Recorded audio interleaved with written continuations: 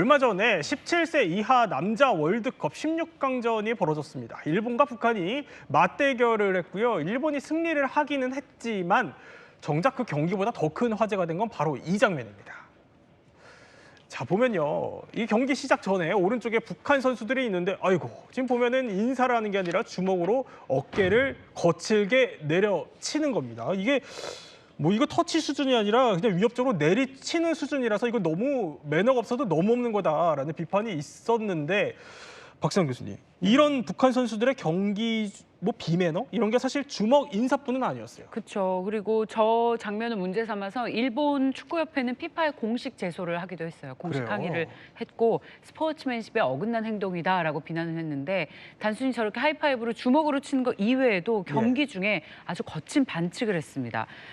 일본 선수가 드리블을 시작하려는 순간 북한 선수가 가위 형태 백태클을 가했는데 백태클, 그것도 가위 모양은 선수의 발목, 무릎, 허벅지를 동시에 다치게 할 수 있는 최고 위험한 반칙 중에 하나라고 해요. 그렇군요. 예.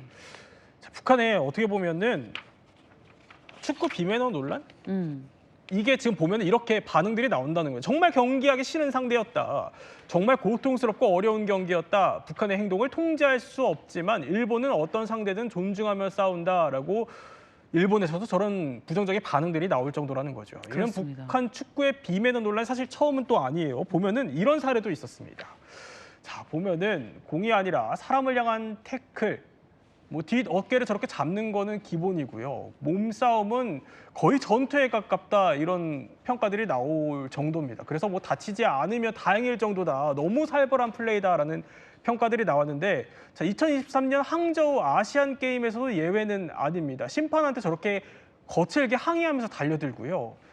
이게 한 경기에서 무려 옐로우 카드를 6장이나 받았다고 합니다. 저런 경기까지 펼칠 정도다 보니까 이게 뭐 전투 축구 아니냐라는 비판까지 나왔는데 이게 궁금합니다. 아니 북한 저렇게까지 죽자 살자 경기에 임하는 이유가 뭐예요?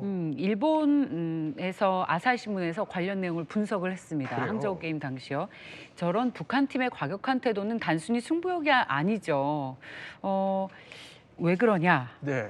첫 번째, 대회 성적이 선수의 인생을 갈라놓습니다. 어, 좋은 성적을 나타내면 천국을 가고 뭐 아파트, 물자 혜택, 해외 파견 이런 혜택이 열리지만 성적이 나쁘면 선수 인생 자체가 끝날 수 있다고 하는 것은 노동 단련대로 끌려갈 수 있다는 우려가 내부에서도 그래요? 나오기 때문이에요. 네. 두 번째로 북한은 스포츠 반드시 이겨야 한다라는 문화가 있습니다. 정정당당한 경쟁이라기보다는 국가를 위해서 반드시 이겨야 한다는 압박인데요. 국가도 이걸 공식적으로 강조를 해요. 승리를 하지 못하면 영광도 없다. 결과로 국가를 빛내라라고 이야기를 하기 때문에 저런 반칙도 서슴지 않는 겁니다. 북한에서 축구는 또 최고로 인기 있는 스포츠이기도 하고요. 네. 정치적인 의미도 있습니다. 그러한 북한 내부의 축구의 특수성도 있고 또 김정은이 유난히 주목받는 스포츠로서 축구를 강조하기도 합니다. 선전 효과가 가장 큰 종목이기도 하고요. 따라서 경기가 아니라 북한 축구는 사실상 정치적인 이벤트로 취급이 됩니다. 중요한 건 또 반일 감정인데요. 북한 내부의 뿌리 깊은 반일 교육 때문에 저렇게 그렇군요. 일본 선수를 네. 향해서 과격한 행동을 벌인 게 아니냐라는 해석도 나왔습니다. 자, 이제 오늘 몰랐던 이야기 더해서는요. 목숨을 걸고 운동해야만 하는 북한 스포츠의 속사정을 한번 들여다보겠습니다. 누구보다 이걸 좀 잘 아는 두 분을 저희가 특별하게 모셨습니다. 강세계 씨 그리고 류희진 씨 모셨는데 일단 두 분 다 북한에서 스포츠를 또 하셨고 선수 출신이셔서 저희 특별하게 모셨는데 일단 강세계 씨부터 자기소개 짧게 부탁드릴까요? 저는 2020년도에 한국에 왔고요. 예. 12살 때 양강도 경기장이라고 잠깐 나가 공을 차다가 네.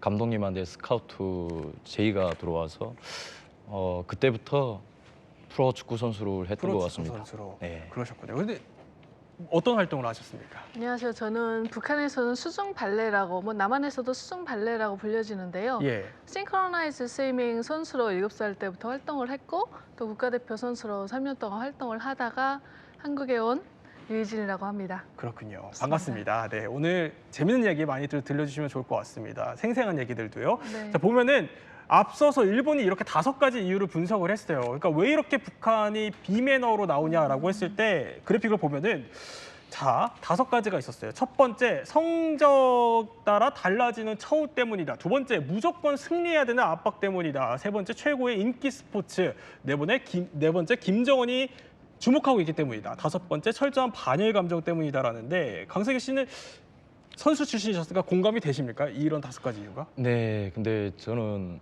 개인적으로 반일 감정 네. 그런 게 좀 큰 것 같습니다. 왜 그렇죠? 일단은 뭐 국기를 걸고 싸우다 보니까 네. 어릴 때부터 또 교육을 받은 게 세뇌가 일본은 아주 나쁘게 적대국으로 돼 있다 보니까 네. 그런 게 좀 큰 것 같습니다. 그럼 아까 유소년 선수들이 이렇게 어깨 내려치는 그 심정이 북한에서 교육을 받으셨을 때는 이해가 되실 수 있다 이런 네네. 거예요. 류희진 씨는 어떻습니까? 저 장면 보시고 어떠셨어요? 저는 북한 선수들에게 북한 자체 내에서 예. 교육을 그렇게 줘요. 일본에 대한 반일 감정을 많이 심어주고 아. 스포츠는 단순히 운동을 하는 게 아니라 너희들은 적들과 싸우러 전투장에 나가는 거다 이렇게 교육을 하기 때문에 전투장에 나가는 모습을 보여줘야 김 부자도 만족을 할 거잖아요. 그래서 그런 모습을 보여주는 게 북한 선수들한테는 좀 당연한 거기도 합니다. 자, 지금부터는 경기에서 진 선수들이 북한 선수들이 마주할 수밖에 없는 북한 스포츠의 현실, 숨은 현실 하나씩 짚어보도록 하죠. 첫 번째 현실입니다. 난 진짜 뭐 나라에 충성한다고 열심히 했는데 그 하나 줬다고 해서 당황 보내니까 배신감. 내가 8년 동안 1등이었는데 그 3등도 못하는 것들이 웃고 앉아 있더라고 여기서. 일단 류희진 씨한테 여쭤볼게요. 아니 우리나라에서도 이제 어떻게 보면 좀 농담 반 소문 반 이렇게 얘기가 돌았는데 정말로 북한 선수들이 지면은 아오지 탄광으로 갑니까?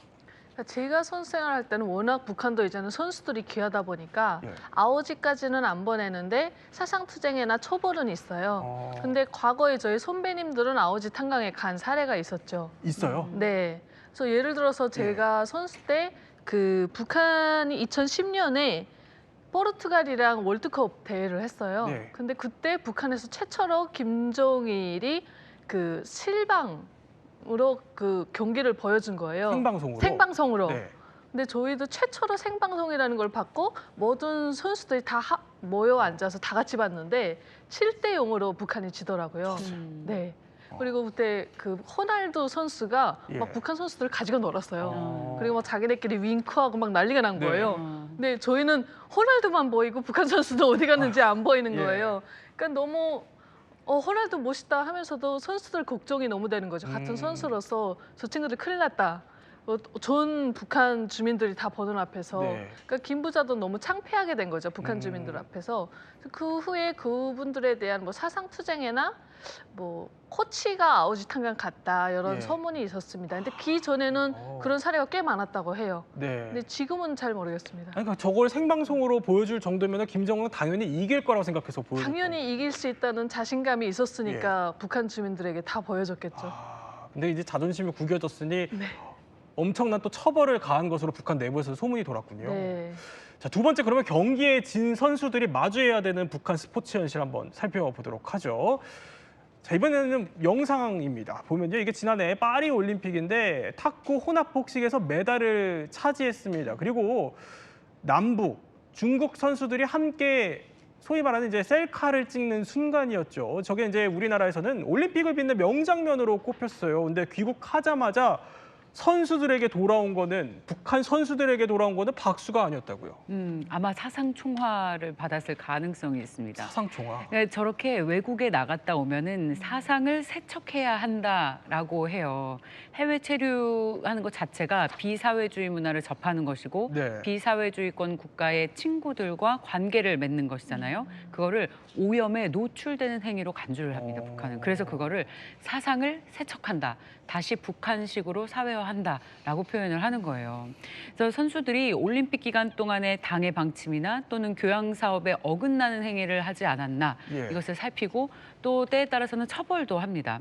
그러다 보니까 북한 선수들이 경기 중에 유난히 감정 안 드러내고 무표정으로 하고 눈도 안 마주치고 심지어 표정도 계속 굳어 있잖아요. 네. 그런 모습을 보이는 이유는 경기가 다 끝난 이후에 자국에 돌아가서 사상총화를 한다라는 것을 계속 의식하고 있기 때문에 저런 행동이 나오는 것으로 풀이가 돼요. 그러니까 사상 훈련을 꾸준히 받고 사상을 통제하는 북한 특유의 어떤 스포츠 문화가 자리해 있다고 볼 수 있겠습니다. 그러니까 다녀와서 사상청화, 우리말로 좀 쉽게 얘기하면 정신교육 같은 거죠. 그렇죠. 그런 걸 이제 받게 예. 된다는 건데 혹시 류희진 씨도 국제대회 나가시고 나서 돌아오셔서 이런 거 받아보신 적 있으세요? 저는 사상 투쟁회라고 하는데요. 예. 사상 투쟁회를 제가 받은 적은 없고 제가 하는 입장에 있어 왔죠. 아. 그래서 뭐 메달을 따지 못했다든가 아니면 예. 저희가 가장 많이 받는 이유는 남한 선수들이랑 접촉을 했고 어떤 얘기를 했고 족들과 네. 어떤 행동을 보여줬는지가 가장 큰 사상투쟁의 문제거리가 되는데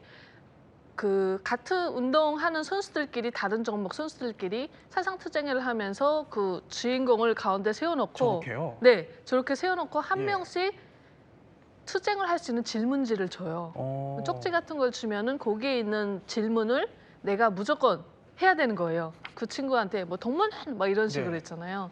비판을 해야 되고 아니면 또 좀 북한 당국에서 마음에 드는 비판 문구를 저희가 또 만들어내야 돼요. 그래서 그런 걸 또 해야 되고 그럼 그걸 받는 선수 입장에서는 본인도 나름 열심히 준비해서 대회도 나갔다 오고 아, 고생을 했는데 그렇죠.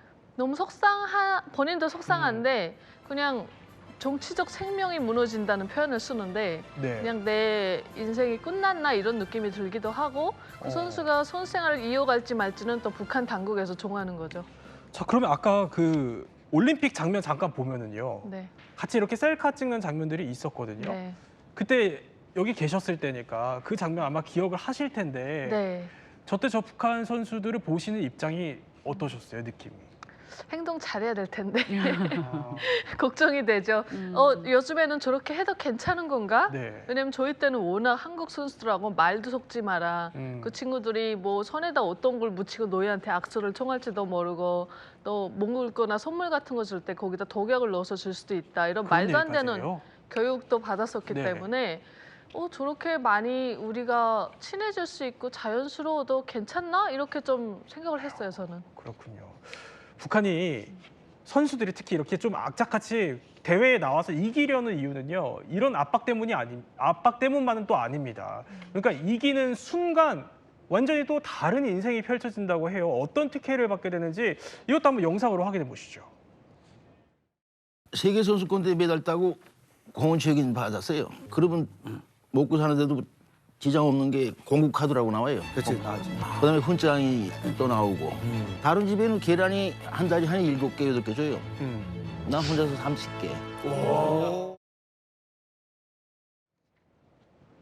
자, 이게 메달을 따면 공훈체육인이라는 칭호가 부여된다는데 이게 얼마나 대단하냐면 북한 선수의 칭호로 보면은 체육 명수, 공훈체육인, 인민체육인, 로령 영웅, 공화국 영웅 이렇게 부여가 된다는데 일단 공훈체육인이라는 칭호 이게 얼마나 대단한 거예요, 강세기 씨? 공화국 영웅 칭호는 예. 조선인민주주의인민공화국 영웅의 약칭으로 당과 국가에 대해 막대한 공을 세우고 대중적 영웅주의에 애국주의를 보여준 자에게 수여되는 칭호거든요. 1999년도에 세계 육상 선수권 대회에서 정성욱 선수가 네. 공화국 영웅 칭호를 받았어요.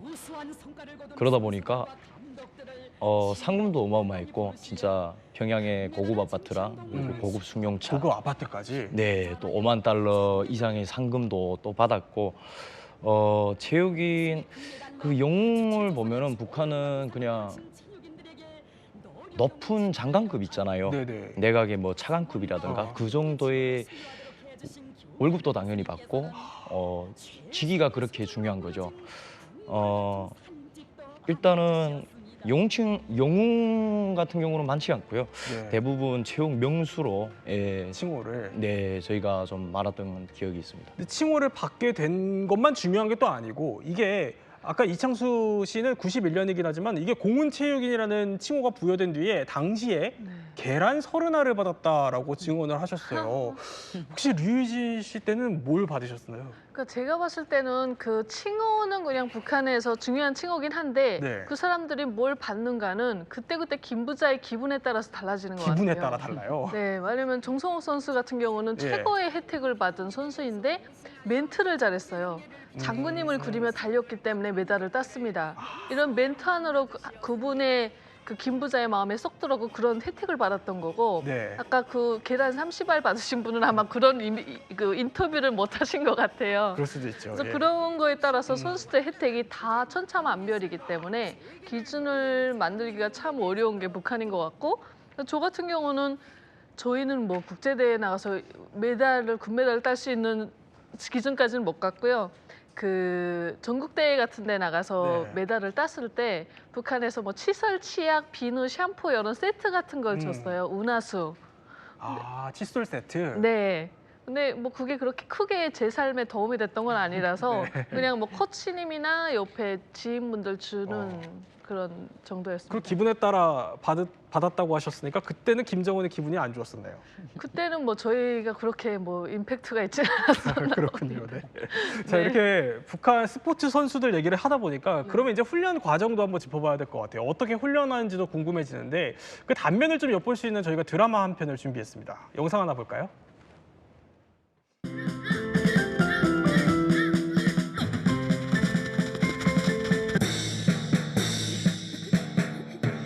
자, 미끄러져 빼앗기. 평파리부터 앞으로. 야! 축구 선수가 되겠다면서 위험한 한강 앞에 주춤해서 되겠어요? 안 된다! 야! 봤어?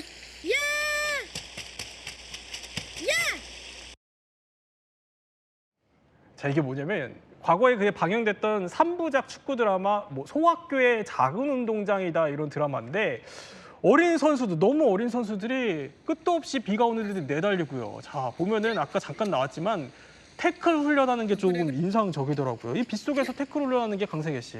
좀 위험해 보이거든요. 이런 훈련 받아보셨어요? 네, 받아봤습니다. 그래요. 저 드라마가 북한에서도 유명한 드라마거든요. 유명해요. 네.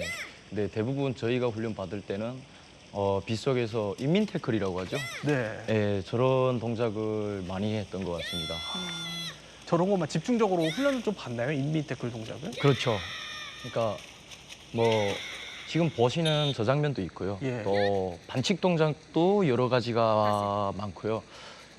그러니까 뭐라고 해야 되지? 좀 한국에서는 생각하지 못하는 여러 가지 이상한 훈련을 좀 많이 시킨다고 보면 됩니다. 축구 훈련에서 네. 대표적으로 생각나는 반칙 훈련 뭐 있으세요? 이게 진짜 뭐 심판이 안 볼 때 진짜 뭐 가운데 이렇게 탁 치고 뛰는 그런 것도 있고요. 아, 반칙이잖아요. 네. 그런 것도 전술로 해가지고 저희를 배워주거든요. 그리고 무조건 수비수면은 네. 저쪽 상대 팀 뭐 10번이 혹시 잘 차잖아요. 예. 그러면은 무조건 다리를 좀 부러뜨려야 된다. 아, 예, 경기는 이겨야 되니까요. 그래요. 예, 그런 어떻게 식으로 되는구나. 해가지고 그런 훈련을 좀 많이 하는 것 같습니다. 이제 대놓고 그러니까 북한 내에서는 반칙 훈련까지 이렇게 하라라고 할 정도라는 거군요. 그렇죠. 뭐 어차피 저희도 하고 다른 예. 팀도 하고 서로 하는 거니까. 예. 매너를 안 가르쳐줘. 자, 지금부터는 그러면 좀 이 반칙 훈련 얘기를 해주셨으니까 북한에서 상상도 못할 좀 기괴한 훈련법들이 적용되는 사례가 있다고 합니다. 일단 류희진 씨가 겪은 스포츠 기괴한 훈련법 첫 번째 살펴보죠. 바로 이겁니다. 숨 참고 75m 다이브. 이거 무슨 훈련이에요, 이건? 근데 솔직히 75m 자명이라고 하죠. 예. 자명은 북한만 하는 건 아니고 전 세계 뭐 싱크로나이즈 스위밍 선수들이 아마 하고 있을 거예요. 근데 북한이 좀 더 어렵게 시키는 거죠. 그래요? 네. 근데 왜냐하면 북한은 워낙 그 전기가 많지 않다 보니까 네. 수영장물이 따뜻하지가 않아요. 그래서 좀 찬물에서 훈련을 하다 보니까 숨 참는 게 힘든데 다른 선수들이 하는 데 비해서 북한 선수 더 많은 그런 어려운 고강도 훈련을 시키다 보니까 좀 더 힘든 거죠. 아니 얼음물에서 하면은 너무 어떻게 보면 좀 몸이 경직되지 않나요? 너무 힘들 것 같은데요. 맞아요. 그래서 숨이 더 빨리 차오르고요. 근육이 경직돼서 훈련하기가 좀 더 힘들어지죠.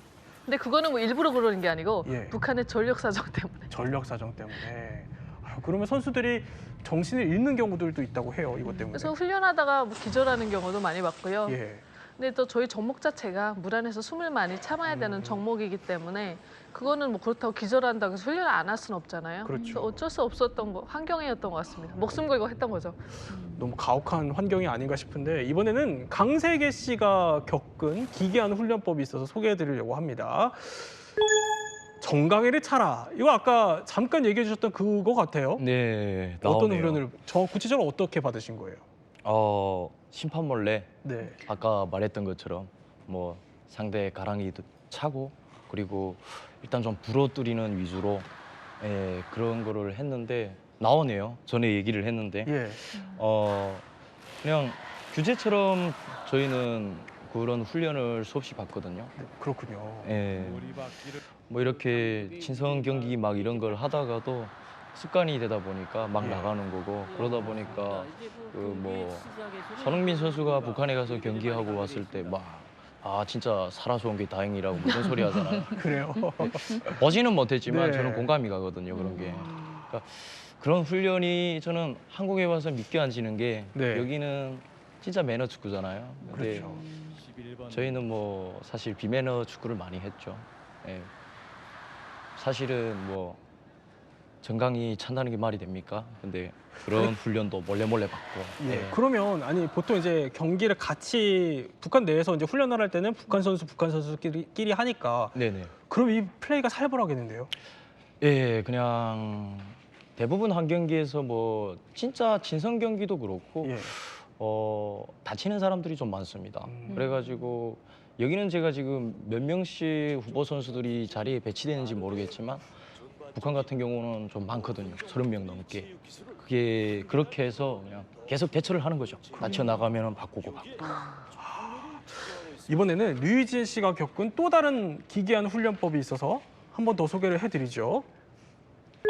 이번에는 성적 따라 밥을 먹여요. 이게 말이 됩니까? 이게 무슨 얘기예요? 그러니까 북한에서 선수들 그거는 또 어떻게 보면 되게 민주주의적이었던 것 같아요. 왜요? 왜냐면 네. 잘하는 선수는 잘 먹이고 못하는 선수는 못 먹이는 거니까 네. 지금 생각해 보면 왜 그 부분에서만 또 민주주의 그걸 민주적이라고 할 수 있을까요? 네. 근데 어쨌든 저도 지금 뭐 수준공연 회사를 운영하고 있는 입장에서 잘하는 친구한테 좀 더 뭔가를 줘야 되는 건 맞다고 생각을 해요. 근데 근데 북한에서는 잘 먹어야 되잖아요, 선수들은. 잘 먹어야죠. 근데 북한이 그렇게 충족한 환경이 아니다 보니까 이걸로 어떻게 하면 잘 분리를 할까 뭐 그런 느낌이었던 것 같은데 지금 보면은 1급, 2급, 3급이 나눠져 있네요. 네, 1급, 2급, 3급으로 나눠져 있는데 1급 선수들 같은 경우는 예를 들어서 머닝빵 같은 경우에 한 2개, 3개 이렇게 나오고 2급 선수들이나 3급 선수들은 뭐 2개, 하나 이렇게 나오는데 거기에 퀄리티가 조금씩 다른 거죠. 메뉴는 같은데 계란이 2개 들어가 있으면 양이 1개. 다르다. 네, 네. 1개 들어가 있고 또 소고기를 이쪽엔 있는데 여기는 돼지고기고 여기는 또 고기가 없고 이런 식으로 이렇게요. 지금 보면 1급 선수 식단은 좀 많이 주는데 양을. 네, 양이 3급 많고 선수 식단은 좀 적게 주네요. 맞습니다. 네, 3급은 소박하죠. 네. 아유, 근데 이러면은 3급 선수는 3급 선수가 되고 싶어서 되는 게 아닐 텐데 열심히 해야죠. 1급이 되기 위해서. 차라리 그만두고 싶다 이런 생각이 들 것 같기도 하거든요. 그래서 마지막에는 1급 선수만 남는 겁니다. 그렇군요. 네. 사정이 이렇다 보니까 북한 스포츠라는 게 승리를 위해서라면 수단과 또 방법을 가리지 않는 일들이 벌어지기도 한다고 합니다. 네. 그래서 또 준비했습니다. 이번에는 북한 스포츠의 잔혹사 첫 번째 뭐가 실력 조작. 실력을 조작한다는 얘기예요. 앞서 우리 세계 선수도 얘기를 했지만 북한에서는 스포츠 경기에 참석을 하면 페어플레이가 아니라 일단 무조건 이겨야 돼요.